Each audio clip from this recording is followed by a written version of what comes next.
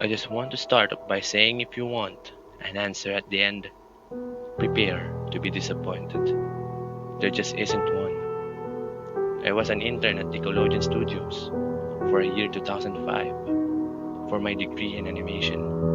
It wasn't paid, of course. Most internships aren't, but it did have some perks beyond education. To adults, it might not seem like a big one, but most kids at the time would go crazy for it. Now, since I work directly with the editors and animators, I got to view the new episodes days before they aired. I'll get right to it without giving too many unnecessary details. They had very recently made a Spongebob movie, and the entire staff was somewhat sapped of creativity, so it took them longer to start up the season. But the delay lasted longer for more upsetting reasons.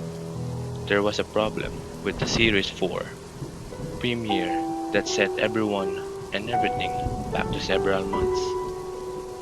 Me and two other interns were in an editing room, along with the lead animators and the sound editors for the final cut. We received a copy that's supposed to be Fear of the Krabby Patty. Now, given that it isn't final yet, animators often put up a mock title card, sort of an inside joke for us with Pony. Oftentimes lewd titles, such as How Sex Doesn't Work, instead of Rockabye Bill Bob, when SpongeBob and Patrick adopt a sea scallop. So when we saw the title card, Squidward Suicide, we didn't think it more than a morbid joke. One of the interns did a small throat laugh at it. The happy-go-lucky music plays, as is normal. The story began with Squidward practicing his clarinet, hitting a few sour notes like normal. We hear SpongeBob laughing outside and Squidward stops, yelling at him to keep it down as he has a concert that night and needs to practice. SpongeBob says, okay, and goes to see Sandy with Patrick. The bubble splash screen comes up, and we see the ending of Squidward's concert. This is when things began to seem off. While playing, a few frames repeat themselves, but the sound doesn't. At this point, is sync up with animation, so yes, that's not common. But when he stops playing, the sound finishes as if the skip never happened. There is a slight murmuring in the crowd before they begin to boo him. Not normal cartoon booing that is a common in the show, but you could very clearly hear malice in it. Squidward's in full frame and looks visibly afraid. The shot goes to the crowd with SpongeBob in the center frame, and he too is booing, very much unlike him. What is odd is everyone had hyper-realistic eyes, very detailed, clearly not shots of real people's eyes, but something a bit more real than CGI.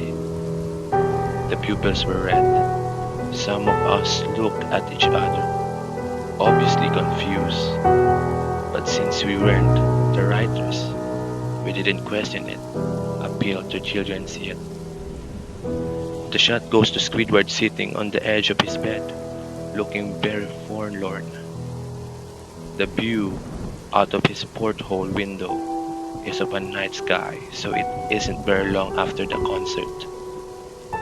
The unsettling part is that at this point, there's no sound. Literally no sound. Not even the feedback from the speakers in the room.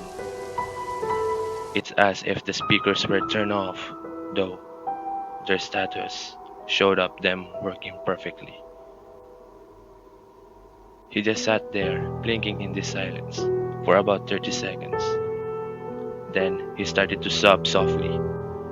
He put his hands over his eyes and cried quietly for a full time more. All the while a sound in the background, very slowly growing from nothing to barely audible.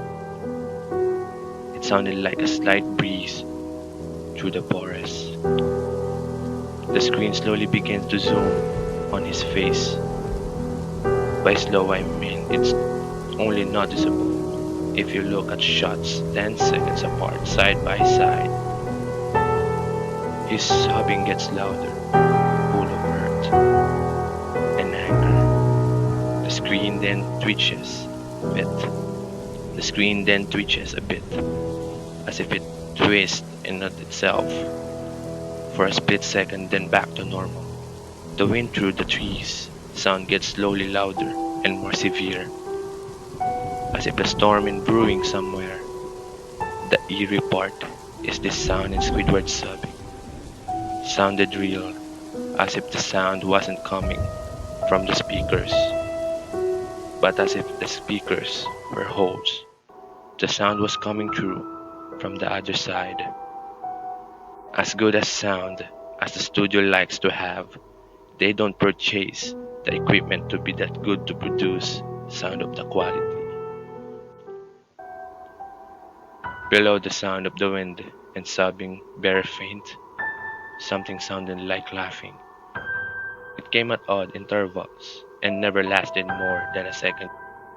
So, you had a hard time pinning it. We watched this show twice, so pardon me if things sound too specific, but I've had time to think about them.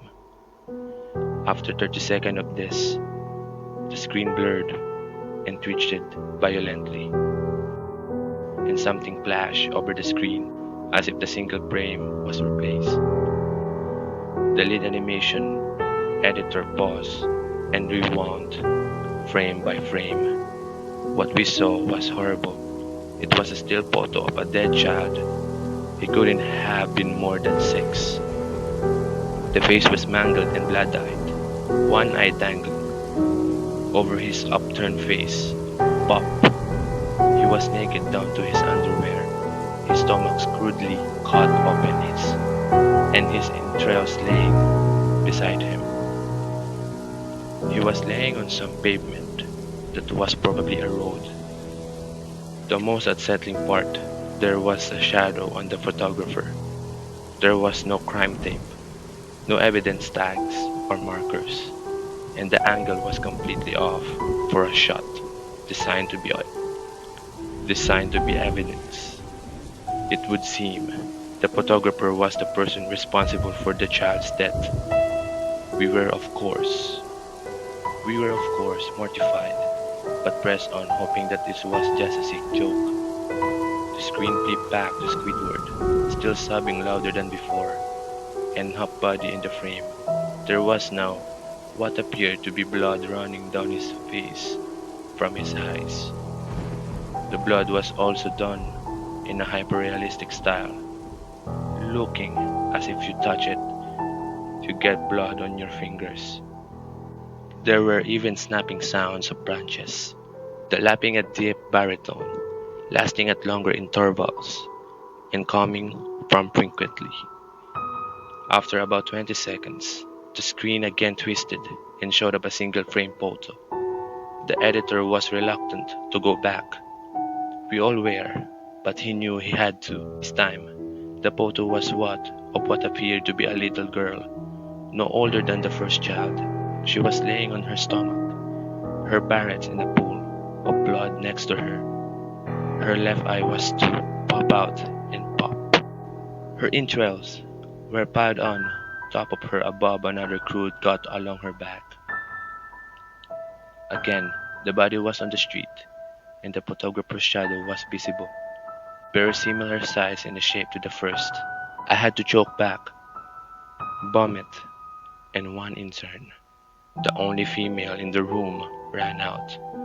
The show resumed. About 5 seconds about this photo played, Squidward went silent.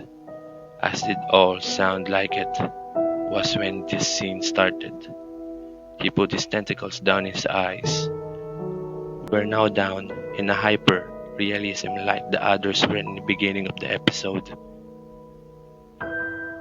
They were bleeding bloodshot and pulsating. He just stared at the screen, as if watching the viewer. After about 10 seconds, he started sobbing, this time not covering his eyes. The sound was piercing and loud, and most fear-inducing of all his sobbing was mixed with screams. Tears and blood were dripping down his face at a heavy rate. The wind sound came back, and so did the deep voice laughing. And this time, the still photo lasted for a good 5 frames. The animator was able to stop it on the fourth and back up. This time a photo was of a boy, about the same age. But this time, the scene was different. The entrails were just being pulled out from a stomach wound by a large hand. The right eye popped up and dangling, blood trickling down it. The animator proceeded.